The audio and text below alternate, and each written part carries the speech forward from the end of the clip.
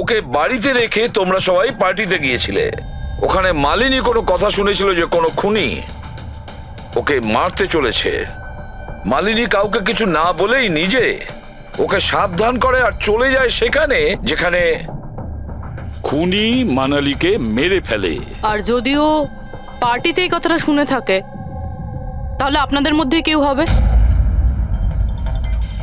কেউ না? ঠিক আছে, তোমরা এখন যেতে পারো, কিন্তু একটা কথা ভালো করে মনে রাখবে, আমাদের কড়া নজর থাকবে তোমাদের উপরে।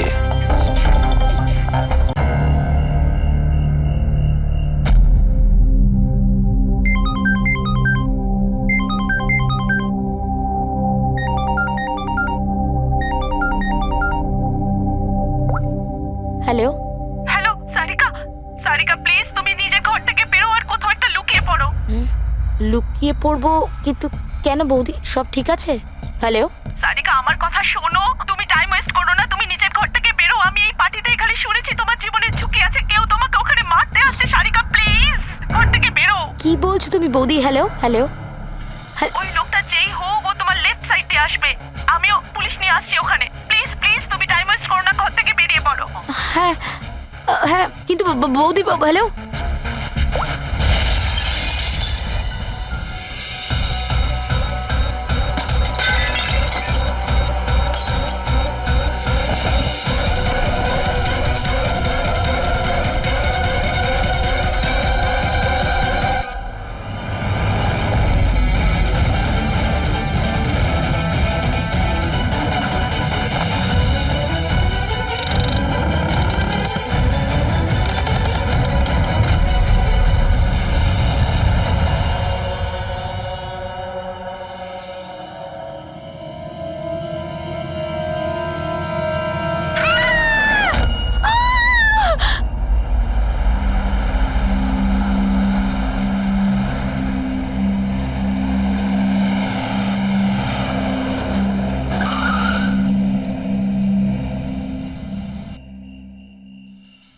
এক তো না বলে চলে গেছে আর ফোনও তুলছে না। আরে ভাই এমন কেউ করে নাকি? আরে কমসে কম বলে যাওয়া তো দরকার ছিল। হয়তো কোনো প্রবলেম হবে এই জন্য ধরেনি। তুমি না সব সময় কাম অন, প্রবলেম তো আমাদের হয়েছে, অ্যাট লিস্ট আমাদের বলা দরকার ছিল ওর।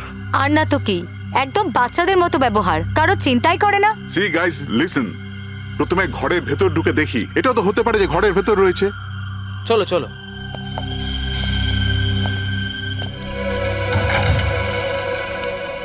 এখানে তো অন্ধকার কেন? আমি আলো জ্বালাচ্ছি।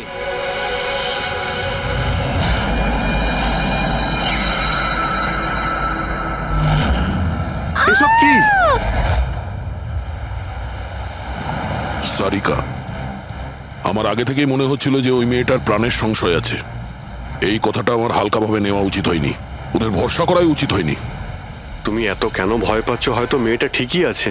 তুমি জানো না অভিজিৎ, এই মেয়েটার এমন একটা রোগ আছে যার কারণে যে কোনো সময় ওর জীবন যেতে পারে। কেউ যা খুশি করতে পারে ওর সঙ্গে, কিন্তু ও জানতেই পারবে না। জানতে পারবে না? স্যার ওকে ঘুমাতে আছে? না, কমায় না, একটা অদ্ভুত রোগ। আমিও এই রোগের ব্যাপারে আগে কখনো শুনিনি। একটা অসুস্থ মেয়েকে তার পরিবারের লোক মারতে কেন চাইবে? যতটা আমি ওদেরকে চিনেছি, আমার মনে হচ্ছে যে ওদের ভাবসাব খুব একটা সুবিধার নয়। সারিকার সঙ্গে আমার কয়েকদিন আগেই দেখা হয়। একদিন আমি অফিস থেকে যখন বাড়ি যাচ্ছিলাম,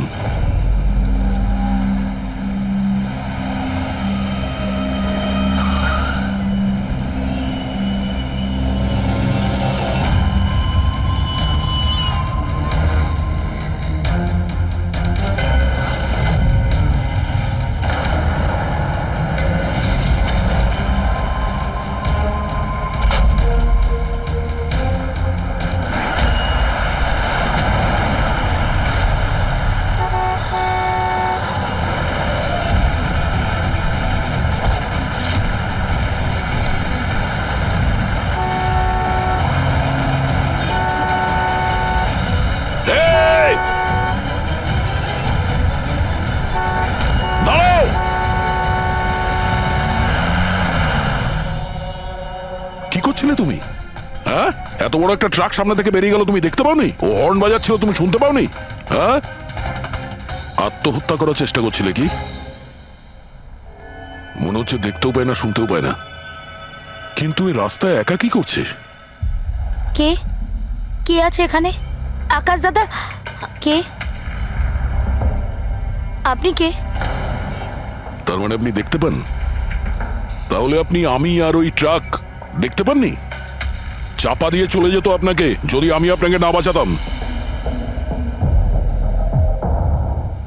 সরি, আমি সত্যি দেখতে পাইনি। সারিকা, সারিকা তুমি ঠিক আছো তো? সারিকা, তুমি একলা কোথায় চলে গেছিলে? তোমার যদি কিছু হয়ে যেত তাহলে? আমি আগেই বলেছিলাম আমরা প্রপার্টি দেখতে যাচ্ছি, ওকে সাথে করে নিয়ে যাওয়ার কোনো দরকারই ছিল না, কিন্তু আমার কথা কেউ শোনেই না। রজনী প্লিজ থামো তুমি। ইনি ঠিকই বলছেন, আমি নিজে দেখেছি। ওনার লেফট সাইড দিয়ে একটা ট্রাক আসছিল, উনি দেখতে পাননি। ও হর্ন বাজাচ্ছিল, শোনেনি। চাপা দিয়ে চলে যেত ট্রাক যদি আমি না থাকতাম। থ্যাংক ইউ দাদা, থ্যাংক ইউ ভেরি মাচ। হ্যাঁ দাদা, সত্যি ও ট্রাকের আবার শুনতেও পাইনি আর দেখতেও পাইনি। তার মানে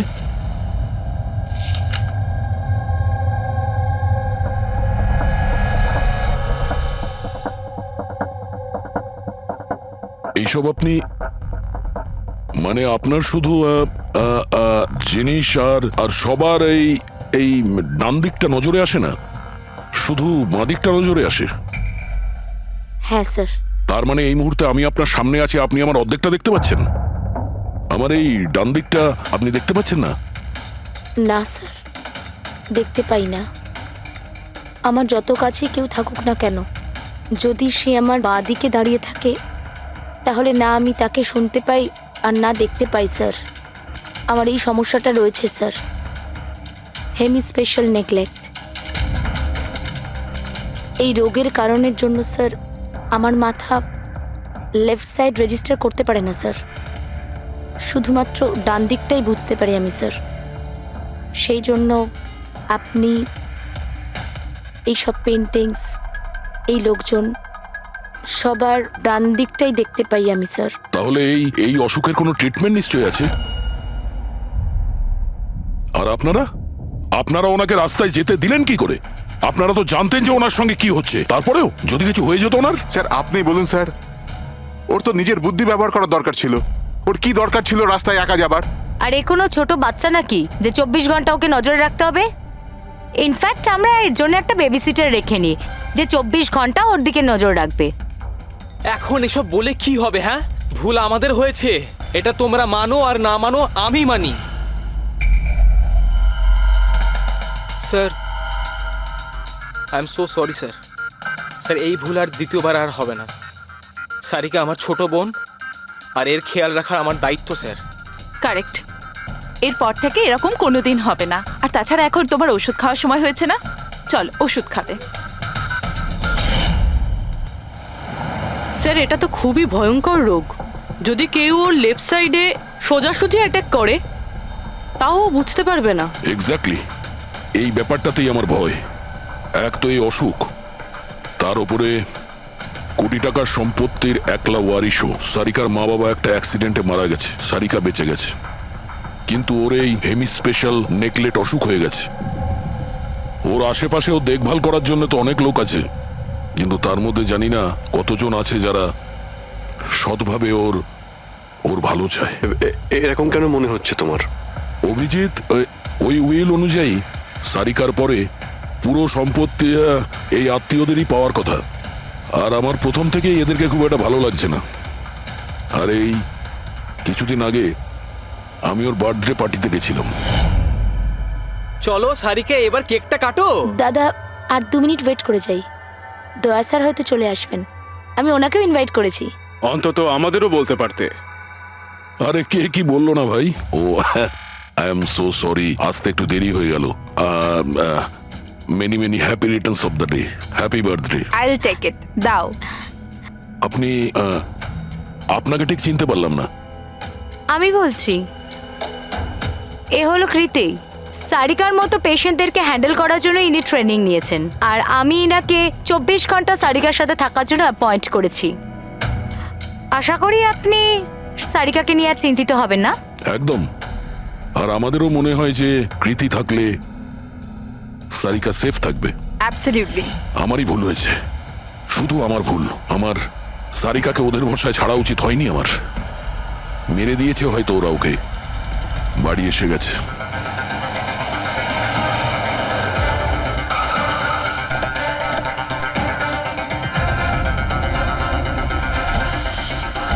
কোথায় ও? হ্যাঁ, কি করেছো তোমরা ওর সাথে? স্যার আমরা তো জানি না কি হয়েছে, আমরা তো কিছুই করিনি স্যার। এক মিনিট, কি হয়েছে কি এখানে? স্যার ড্রয়িং রুমের অবস্থা দেখে আমরা এতটাই ভয় পেয়ে গেছি যে আমরা ভিতরে যাইনি। আগে এটা বলো, সারিকা কোথায়? স্যার আমরা কিচ্ছু জানি না, আমরা কিচ্ছু দেখিনি স্যার। আমরা এইসব দেখে ঘাবড়ে গিয়েছিলাম আর সোজা আপনাকে ফোন করেছিলাম। ঠিক আছে, আমরা দেখে নিচ্ছি।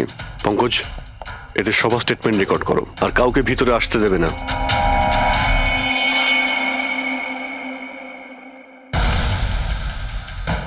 সারিকা, সারিকা, কেউ আছেন? এখানে তো মনে হচ্ছে অনেক কিছুই হয়েছে। এত রক্ত তো কোনো একজনের হতেই পারে না।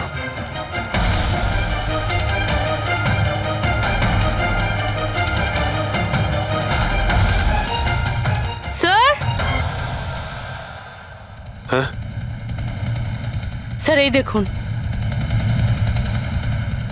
কেউ লুটপাট করার জন্য ঢুকেছিল কিন্তু টাকা নিয়ে বেরোতে পারেনি। যেই ওকে বাধা দেওয়ার চেষ্টা করেছিল তার উপরেই আক্রমণ করে। স্যার, লাশ। সারিকা?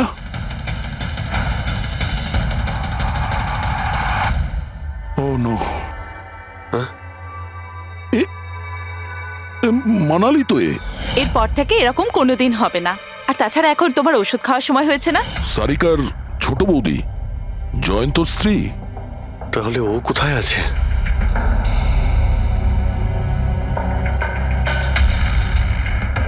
ও নো। দয়া,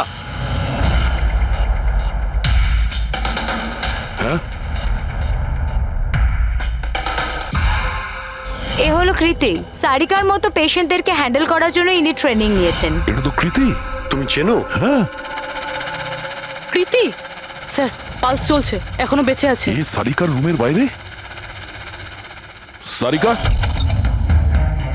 সারিকা, ফ্রেডি, এক্ষুনি অ্যাম্বুলেন্সের ব্যবস্থা করো, একে হসপিটালে পাঠাতে হবে। সারিকা,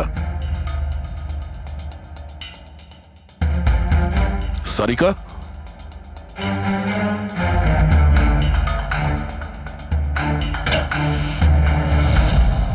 সারিকা, সারিকা, অভিজিৎ। না না না না না, কিছু নেই, কিছু নেই। Relax, আমরা relax. সিআইডি থেকে। এসো, রিল্যাক্স, বাইরে রিল্যাক্স, এসো, বাইরে এসো, বাইরে এসো। রবি, এসো। সাবধানে। তুমি ঠিক আছো তো? বসো, এখানে বসো। থ্যাংক গড, একে পাওয়া গেছে। তুমি ঠিক আছো?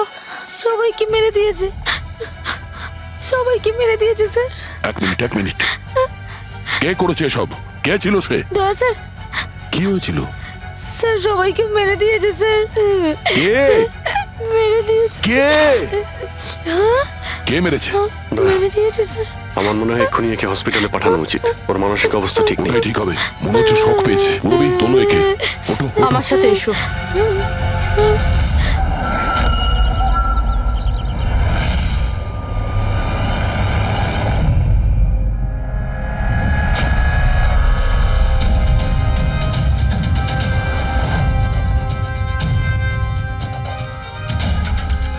স্যার আপনি আমাকে ঘরে কেন যেতে দিচ্ছেন না? আমার বউ খুন হয়েছে। স্যার প্লিজ, স্যার প্লিজ, আমি একবার দেখতে চাই, শুধু একবার। মিস্টার জয়ন্ত, আপনার স্ত্রীর খুন হওয়ার জন্য আমরা খুব দুঃখিত, কিন্তু আমরা আপনাদেরকে ভেতরে যেতে দিতে পারি না। 3 জনের উপর হামলা হয়েছে, একজন মারা গেছে, একজন আহত, আর একজন শক পেয়েছে। আর আপনারা বলছেন যে আপনারা কিছুই জানেন না। হ্যাঁ, সত্যি আমরা কিচ্ছু জানি না স্যার। ইনফ্যাক্ট আমরা এখানে কেউ ছিলামই না স্যার। আমরা সবাই নিউ বোম্বেতে ছিলাম একটা পার্টিতে। কোন পার্টি? স্যার একটা ফ্রেন্ডের রিসেপশনের পার্টি। তো আপনারা সবাই ওখানে গিয়েছিলেন তো? মানালি ও বাড়িতে কেন ছিল? স্যার, মানালি আমাদের সঙ্গেই গিয়েছিল। বাড়িতে শুধু সারিকা আর কৃতি ছিল, কারণ স্যার সারিকার শরীর খারাপ ছিল। কিন্তু স্যার এই পার্টি থেকে হঠাৎ মানালি কি করে হারিয়ে গেল আমরা কিচ্ছু জানি না স্যার। স্যার, হ্যাঁ রবি। স্যার এই দেখুন, এর নখে এবং এর বডিতে অনেক গুঁড়ো চুল পাওয়া গেছে। স্যার এই কাঁচের টুকরোগুলো দেখুন, বেশ মোটা, মনে হচ্ছে কারো চশমার কাজ।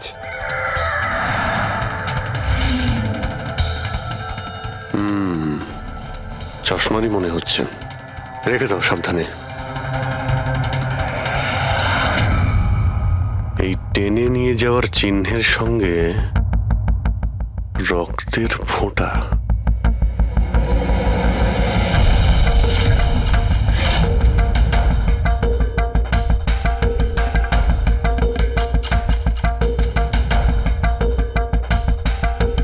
এখানে এতটা রক্ত, মানে এখানে এসে দাঁড়ায় আর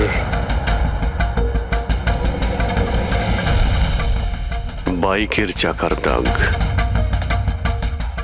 কেউ আহত অবস্থায় এখানে আসে আর বাইকে উঠে এখান থেকে বেরিয়ে যায়।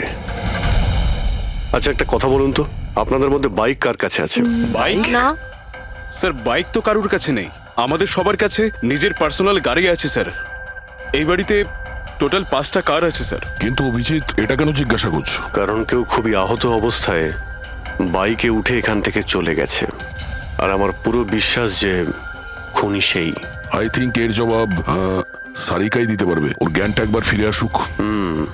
বাই দ্য ওয়ে, আপনাদের মধ্যে কি কারো চোট বা আঘাত লেগেছিল? আঘাত আমাদের? স্যার আপনার কথার মানে কি? আমাদের কেন চোট লাগবে? আপনারা আমাদেরকে সন্দেহ করছেন? যতক্ষণ এই কেসটা সলভ না হবে আমরা সবার উপরেই সন্দেহ করব। আর আপনারা যদি আমাদের সঙ্গে সহযোগিতা না করেন তাহলে আমাদের সন্দেহ আরো বেড়ে যাবে। হ্যাঁ, তাই প্লিজ কোঅপারেট।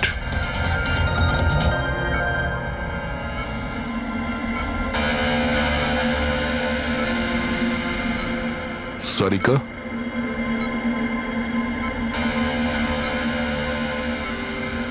আচ্ছা তুমি কি ঠিক আছো? অভিজিৎ, সারিকা, দয়া স্যার।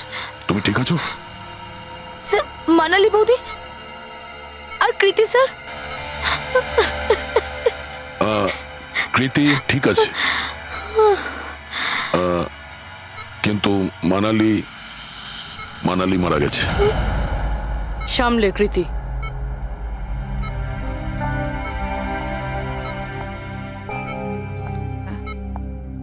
কৃতি, কৃতি তুমি ঠিক আছো তো? I am so glad you okay. Thank god তুমি ঠিক আছো।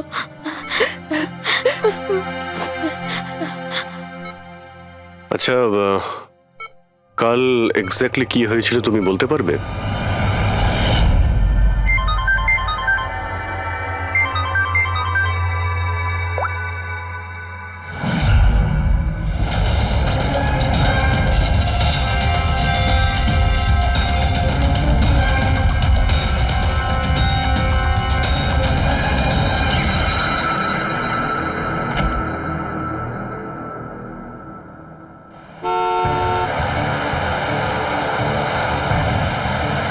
বৌদি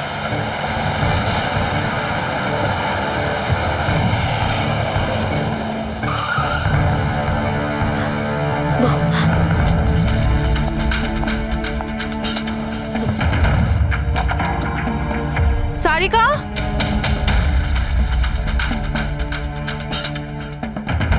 সারিকা, সারিকা কোথায় তুমি?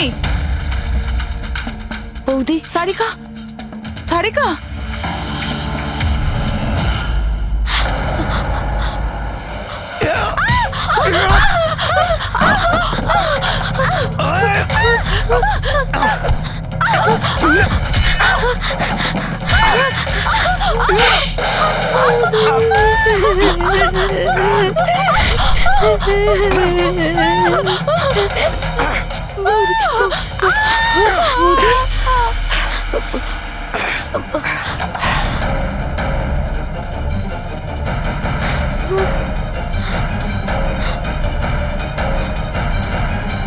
কৃতি, কৃতি, কৃতি।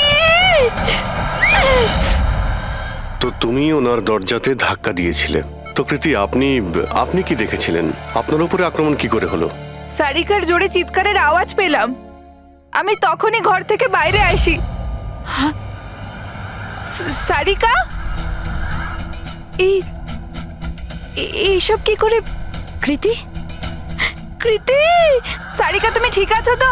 কৃতি, আমি আমি আমার রুমে। কৃতি, আমি এখানে। Okay okay okay Sarika, you don't worry, I am coming. Kriti সাবধানে, খুনি এখনো বাড়িতেই আছে। খুনি? সারিকা, তুমি ওকে দেখেছো যে কৃতির ওপর হামলা করেছে? হ্যাঁ স্যার, আমি দেখেছিলাম। সারিকা, সারিকা, কৃতি, কৃতি, সারিকা, সেই মুহূর্তে তুমি যা যা দেখেছো সেটা তুমি একটা পেপারের ওপর আঁকতে পারবে? হ্যাঁ স্যার, যখন আমি ওনাকে মানালি বৌদির পেছনে দেখেছিলাম তখন খুব ভয় পেয়ে গেছিলাম। আমি শুধু ওই মুখটার একটা ঝলক দেখতে পেয়েছিলাম স্যার। যখন আমি আবার দেখি তো তখন আমি শুধু হাতটুকু দেখতে পাই। কৃতি আমার দিকে আসছিল আর তারপর পিছন থেকে হাত এলো, ওই হাতটা ওর ওপর হামলা করলো। লোকটা রেনকোট পরেছিল আর গ্লাভস আর একটা বড় চকমকি ঘড়ি, এই যে একেবারে সেরকমই হুবহু যেমনটা আমি দেখতে পেয়েছিলাম।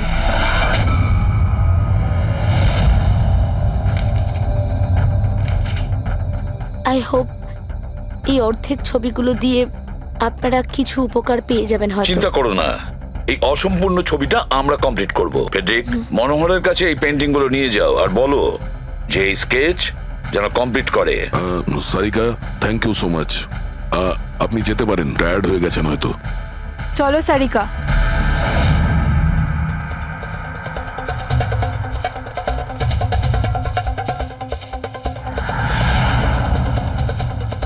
এই লোকটাকে তো আগে কখনো দেখিনি স্যার। হতে পারে শুধু এই কাজের জন্যই হায়ার করা হয়েছিল। আর ঠিক সময়ে মানালি ওর প্ল্যানটা ভেস্তে দিল। খুব মন দিয়ে দেখো এই স্কেচটা। এটা সেই লোকটার ছবি যে মানালিকে খুন করেছিল। আপনারা কি একে কোনোদিন দেখেছেন? আমি তো বুঝতেই পারছি না আমাদের কেন সন্দেহ করা হচ্ছে।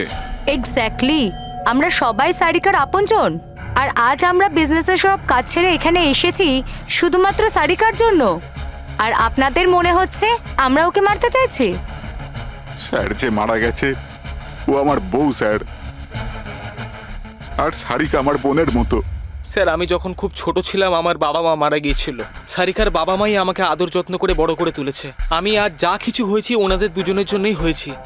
আর স্যার, আমি সারিকাকে আমার নিজের প্রাণের চেয়েও বেশি ভালোবাসি। এক্স্যাক্টলি, এক তো আমরা ওর জন্য নার্স রাখলাম, আর আপনারা সবাই আমাদেরকেই সন্দেহ করছেন। হ্যাঁ, সন্দেহ করছি তোমাদের সবাইকে। আমি নিজের চোখে দেখেছি কতটা ভালোবাসো তোমরা ওকে। আপনারা সবাই ভালোভাবেই জানেন যদি ওই বেচারির কিছু হয় তাহলে ওর কয়েকশো কোটি টাকার সম্পত্তির তোমাদের সবার মধ্যে ভাগ হবে।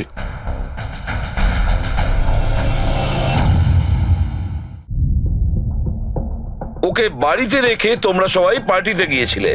ওখানে মালিনী কোনো কথা শুনেছিল যে কোনো খুনি ওকে মারতে চলেছে। মালিনী কাউকে কিছু না বলেই নিজে ওকে সাবধান করে আর চলে যায় সেখানে যেখানে খুনি মানালিকে মেরে ফেলে। আর যদিও পার্টিতে এই কথাটা শুনে থাকে তাহলে আপনাদের মধ্যে কেউ হবে? কেউ না? ঠিক আছে, তোমরা এখন যেতে পারো, কিন্তু একটা কথা ভালো করে মনে রাখবে, আমাদের কড়া নজর থাকবে তোমাদের উপরে। অভিজিৎ, দয়া, ও বলছিল মানালি ওকে ফোন করেছিল যে মানালি পুলিশ নিয়ে ওর বাড়িতে পৌঁছচ্ছে। এক্স্যাক্টলি স্যার, কিন্তু ও না আমাদের সঙ্গে কন্ট্যাক্ট করেছে না পুলিশের সঙ্গে। হতে পারে কেউ ওর পিছু নিয়েছিল, তাই হয়তো ভয় পেয়ে গিয়েছিল। একটা কাজ করি আমরা, পঙ্কজ, পুরবী, ওই পার্টিতে যে কয়জন লোক এসেছিল ওদের প্রত্যেকের নাম আর ফোন নাম্বার বের করো আর খোঁজ নাও ওই রাতে মানালির বাড়ির আশেপাশে ওদের মধ্যে কার ফোন অ্যাক্টিভ ছিল।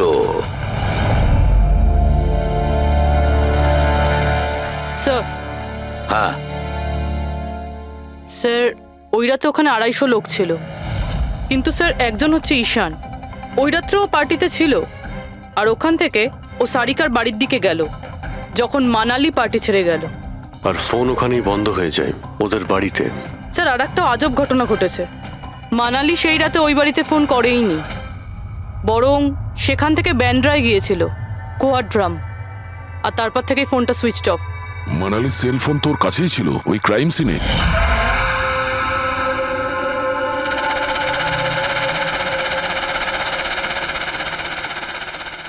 Switch off? আচ্ছা, এমনটা নয় তো যে ওই ফোনটা আসলে ঈশানের ফোন, ভুল করে ওখানে পড়ে গিয়েছিল? মানে ঈশান সেই রাতে সারিকা ভিলা এসেছিল। ডাকো ওই ঈশানকে বিউরোতে। স্যার আমি করেছিটা কি? আমাকে এখানে কেন ডাকা হয়েছে? ঈশান, একটু আপনার চশমাটা খুলবেন? চশমা? স্যার এটা তো উইদাউট নাম্বারের চশমা, এটা তো আমি রেগুলার পড়ি না। ডক্টর সালুকের কাছে নিয়ে যাও এটা। স্যার আমাকে এটা তো বলুন আমি করেছিটা কি? আমরা আপনাকে এখানে মানালি মার্ডার কেসের ব্যাপারে ডেকেছি। ক্রাইম সিনে আমরা চশমার ভাঙা কাঁচ পেয়েছি, আপনার চশমাটাকে ওই কাচের সঙ্গে ম্যাচ করিয়ে দেখব। কিন্তু স্যার আমি তো ওই জায়গায় যাইনি। যদি তুমি নাই গিয়ে থাকো তাহলে তোমার ফোন ওখানে ওই ভিলাতে কি করছিল? আর মানালির ফোন তোমার বাড়িতে মান্দ্রাতে কিভাবে পৌঁছলো? ওই স্যার পার্টিতে আমাদের ফোন এক্সচেঞ্জ হয়ে গেছিল, কারণ আমাদের ফোন দুটো এক। কি হলো মানালি ম্যাডাম, আপনাকে চিন্তিত মনে হচ্ছে? চিন্তিত আমি? না তো, আসলে আমি ওই জয়ন্ত আর আকাশকে খুঁজছিলাম। আপনি ওদের কোথাও দেখেছেন? হ্যাঁ, ওরা দুজন ভেতরেই হবে। আসলে কি হয়েছে, এত চেঁচামেচি আর এই ডিস্কোতে আমি কিছু বুঝেই উঠতে পারছি না। আপনি প্লিজ আমাকে একটু হেল্প করে দেবেন ওদের খুঁজে পেতে? আমি ওদের ভেতর থেকে আপনার কাছে পাঠাচ্ছি।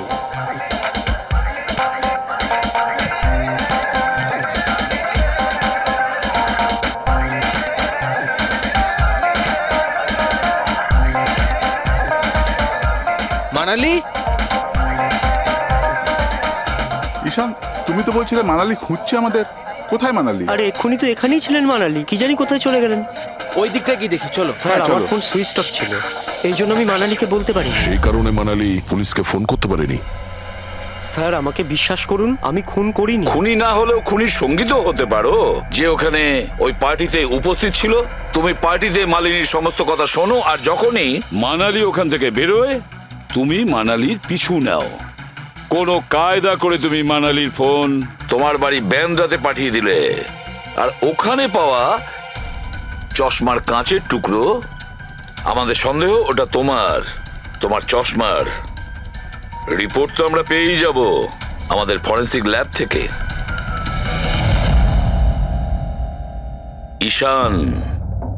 ঈশান, শুধু ঈশানের কাছে কোনো কারণ নেই, কিন্তু সবার কাছেই কোনো না কোনো কারণ আছে সারিকাকে মারার জন্য। দিয়া আর অভয়, এদের দুজনের তো টাকার খুব প্রয়োজন ছিল, হতে পারে এরা দুজন করেছে। আর এদের প্রত্যেকের কাছে একটাই অজুহাত আছে, যে ওরা রিসেপশনের পার্টিতে ছিল। স্যার এরা সবাই ওই রিসেপশন পার্টিতে প্রেজেন্ট ছিল, কিন্তু কোনো একজন খুনিকে ফোন করে সারিকা ভিলায় যেতে বলেছিল লেফট দিয়ে, যাতে সারিকা কিছু বুঝতে না পারে। তারপর সারিকাকে মারবে, কৃতিকে মারবে, আর সবাই ভাববে দেখে যেন মনে হয় চুরি করার উদ্দেশ্যে খুনটা হয়েছে। আর এই সব কিছুই মালিনী শুনে ফেলে। তারপর ননদকে বাঁচানোর জন্য ও বাড়ি ফিরে আসে, কিন্তু ও সেখানে খুন হয়। কিন্তু মারা যাওয়ার আগে ও খুনিকে আহত করেছিল। খুনি যাওয়ার সময় কৃতির উপরে হামলা করে, লুটের মাল আর ননদকে ফেলে তারপরে সে বাইকে করে পালিয়ে যায়। শুধু একবার এই খুনির ব্যাপারে কিছু যদি জানতে পারি না, কিছু, তাহলে ধরে নাও মাস্টার মাইন্ড আমাদের হাতে। স্যার খুনির বাইকের টায়ারের চিহ্ন, আশেপাশে পড়ে থাকা রক্তের ফোঁটা সব চেক করেছি, কিন্তু কিচ্ছু জানতে পারিনি। স্যার মনে হয় যে খুনির কোনো পাস্ট রেকর্ড নেই। এর মানে হলো খুনি কোনো পেশাদার অপরাধী নয়। স্যার মানালির জামা কাপড় থেকে আর নখ থেকে যে চুলগুলো পাওয়া গেছে, সালুমকে স্যার সেটা টেস্ট করছে, হয়তো কিছু পাওয়া যাবে।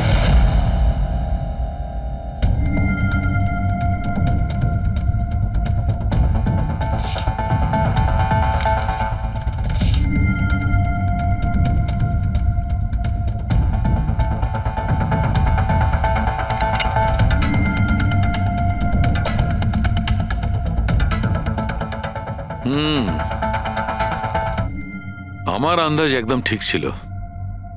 এবার শুধু ডিএনএ রিপোর্টটা দরকার। হ্যাঁ সালুকে। বস, হ্যাঁ, একটা কথা ঠিক যে ঈশান খুনি নয়, কারণ ক্রাইম স্পট থেকে এই যে চশমার লেন্সের ভাঙা টুকরো পাওয়া গেছে, এইগুলো ঈশানের চশমার সঙ্গে ম্যাচ করছে না। এক তো ঈশানের চশমার পাওয়ার 0, আর দ্বিতীয়ত ঈশানের যে চশমাটা তার লেন্সগুলো একদম নর্মাল, কিন্তু এই লেন্সটা ফটোক্রোম্যাটিক, মানে রোদের সঙ্গে রং পাল্টায়। আচ্ছা, ওই যে রক্ত পাওয়া গিয়েছিল ওই বাইকে টায়ারের মার্কের কাছে, সেটা কি খুনির রক্ত? হ্যাঁ, ওই রক্তটা খুনিরই, যার বয়স 25 থেকে 30 বছরের মধ্যে। আর মানালির নখে যে চুলটা পাওয়া গেছে ওটা নিশ্চয়ই খুনির। আসলে বস, হাতাহাতি করবার সময় চুল গোড়া থেকে উপড়ে আসে, অথচ এই যে চুলটা, এটা উপড়ে আসেনি, কাটা হয়েছে। আর এইটা দেখো স্ক্রিনে, যতগুলো চুল আছে সব আলাদা আলাদা রকমের। কোনো চুল সিধে, কোনোটা কোঁকড়ানো, আর ওগুলো রং দেখো, প্রত্যেকটা চুলের রং আলাদা। কোনোটা কালো, কোনোটা ব্রাউন, কোনোটা ডার্ক ব্রাউন, আর ওই গোল্ডেনও আছে। এই চুলগুলো একটা লোকের হতেই পারে না। আলাদা আলাদা লোকের চুল? হ্যাঁ দয়া, এই চুল থেকে আমরা বিভিন্ন ধরনের কেমিক্যাল পেয়েছি, যেমন হচ্ছে কেরাটিন, ফিফটাইন, আর অনেক কিছু। আমার মনে হচ্ছে না যে এই চুলগুলো কোনো একজন লোকের মাথার চুল। Hello, oh good, very good, thank you very much, good news, bye. DNA টেস্টের রিপোর্ট, এই রিপোর্ট এই বিষয়টা কনফার্ম করছে যে এই যে চুলগুলো সেগুলো কোনো একজন ব্যক্তির চুল নয়। যে লোকটার ড্রেসের উপর আলাদা আলাদা চুল আছে, আলাদা আলাদা লোকের কাটা চুল, সেই লোক কোনো বড় সেলুনে কাজ করে, হেয়ার স্টাইলিস্টের।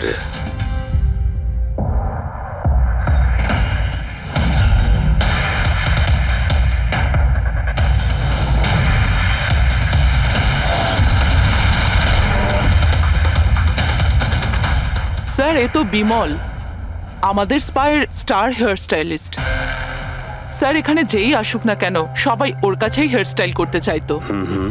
কিন্তু স্যার, এই কিছুদিন ধরেই হলো এই টাকা পয়সা নিয়ে ভীষণ চিন্তিত থাকতো। এর জুয়া খেলার খুব অভ্যাস ছিল। কিন্তু স্যার, এ খুন করবে এটা স্যার আমি একদম ভাবতেই পারছি না। যাই হোক, এখনো কোথায় আছে বলতে স্যার, পারবেন? একে এখন কোথায় পাবেন এটা আমি বলতে পারবো না, তবে কিছুদিন যাবত এখানেও কাজে আসছে না, আর নাও ও আমার ফোন তুলছে। আপনি ওর ফোন নাম্বার আর অ্যাড্রেসটা দিন আমাদের। হ্যাঁ স্যার, আমি এখনই আনছি।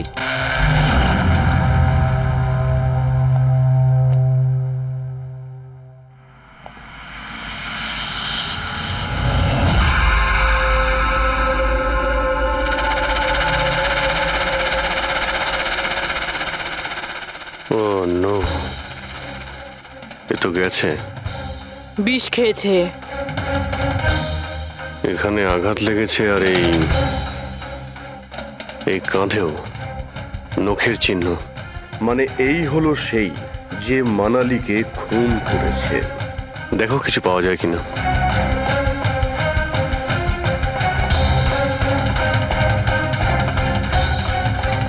স্যার, হ্যাঁ, আমি বিমলের বাইকটা চেক করলাম স্যার। বাইকটার হ্যান্ডেলে শুকিয়ে যাওয়া রক্ত আর কাঁদালে আই এম শিওর স্যার এগুলো ওই বাড়িটার ব্যাকইয়ার্ড থেকেই লেগেছে।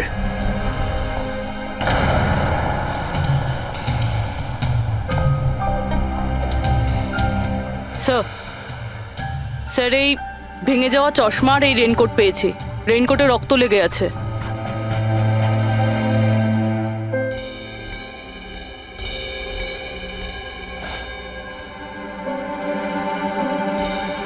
এই দেখতে পাচ্ছ,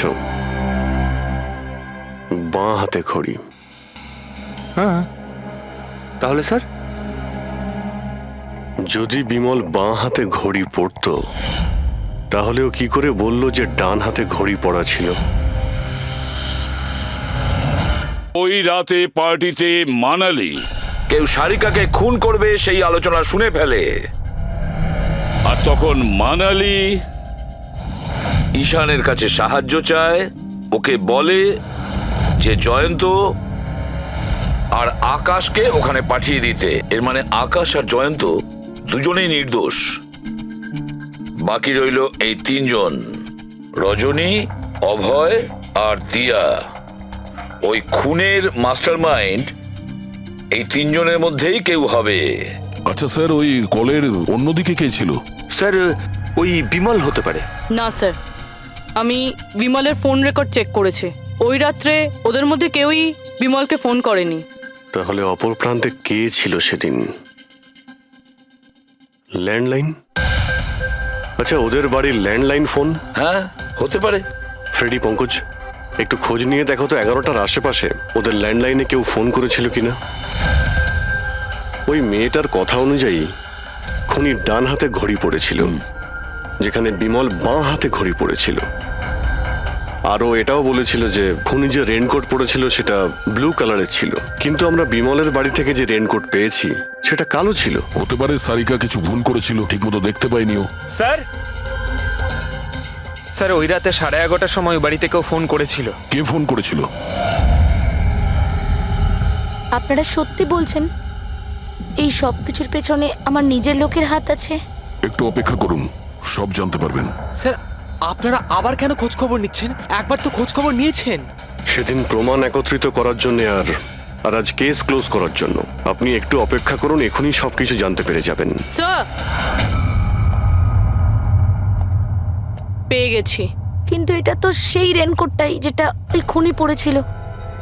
এখানে কি করে এলো? বলছি, তুমি বলেছিলে যে মানালি তোমাকে দৌড়ে এইখানে বাঁচাতে এসেছিল। কারণ ও ওখানে পার্টিতে শুনেছিল যে কেউ তোমাকে খুন করতে চায়। কিন্তু সে খুনি ছিল না, সেই ছিল যে এই পুরো প্ল্যানটা করেছিল। আর যার সঙ্গে ওর ফোনে কথা হয় সেও কিন্তু খুনি নয়, অন্য কেউ ছিল। সেই সময় এই বাড়িতেই সে তোমার সঙ্গে উপস্থিত ছিল। বাড়িতে? ওই সময় আমার সাথে কৃতি, কারেক্ট? এটা পুরো প্ল্যান ছিল। খুনি কাজ ভেঙে বাড়ির ভেতরে ঢোকে, কিন্তু গন্ডগোল তখন হলো যখন ও মানালিকে মারলো সারিকা ভেবে। মানালি তো মারা গেল, কিন্তু মরার আগে ও খুনিকে এতটাই আহত করে দিয়েছিল যে খুনি এখানে সারিকাকে মারার জন্য দাঁড়ায়নি, পালিয়ে গেছে। স্যার স্যার 1 মিনিট, যদি খুনি পালিয়ে গেল তাহলে কৃতিকে কে মারলো? কারণ সারিকা নিজের চোখে কৃতির উপর হামলা হতে দেখেছে। হ্যাঁ, আমি দেখেছিলাম। ওই হাতটা এলো আর ও কৃতির উপর হামলা করেছিল। হামলা তো হয়েছে, কিন্তু করলোটা কে?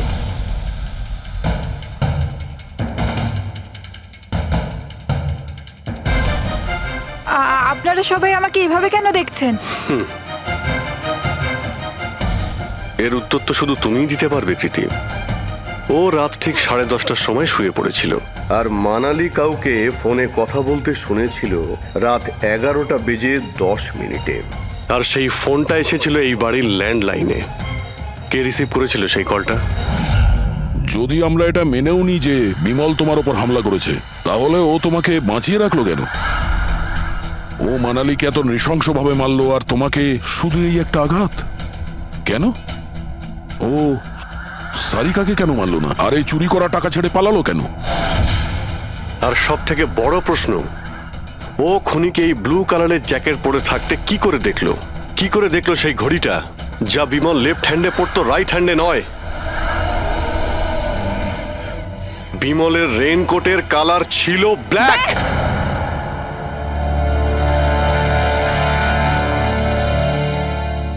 ঠিক চিনেছেন আপনারা। ওই হামলা আমি নিজেই করেছিলাম।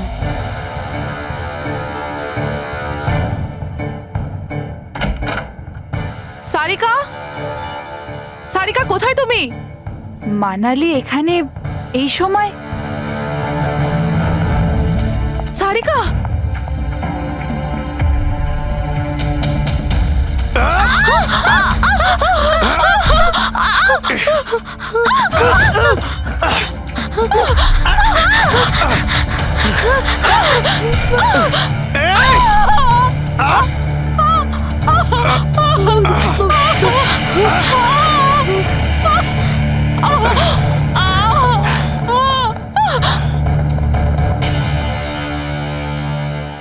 কৃতি।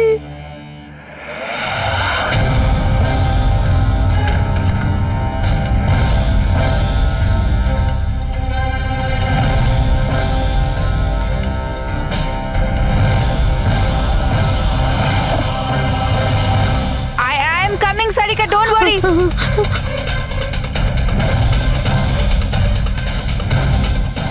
কৃতি, কারণ আমি চাইনি কেউ আমার উপর সন্দেহ করুক। আর তুমি যখন এত কিছু বলেই দিলে তখন ওই মাস্টার মাইন্ডের নামটাও বলে দাও।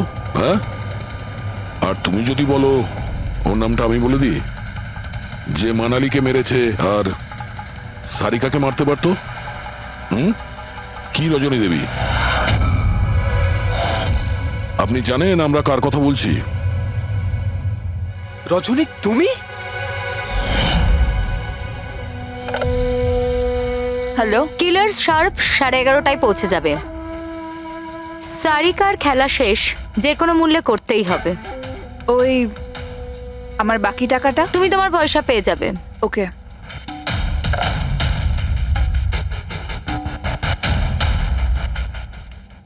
রজনী, তোমার জন্য আমি আমার বউকে...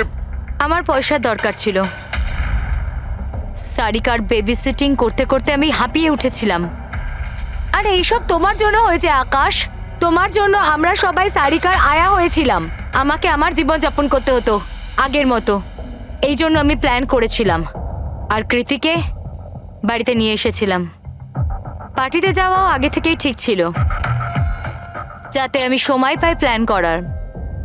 সব ঠিক চলছিল, শুধু বিমলের ব্যাপারে একটু ভুল হয়ে গেল। না হলে... এত কিছু হয়ে যাওয়ার পরেও দেখছি তোমার কোনো অনুতাপ নেই, বরং নিজের প্ল্যান নিয়ে গর্ব করছো। তুমি অনেক সময় পাবে নিজের প্ল্যানের ভুল ত্রুটি ধরার, কারণ তোমার এই বাকি জীবন এবার তোমাকে জেলের মধ্যে বসেই কাটাতে হবে।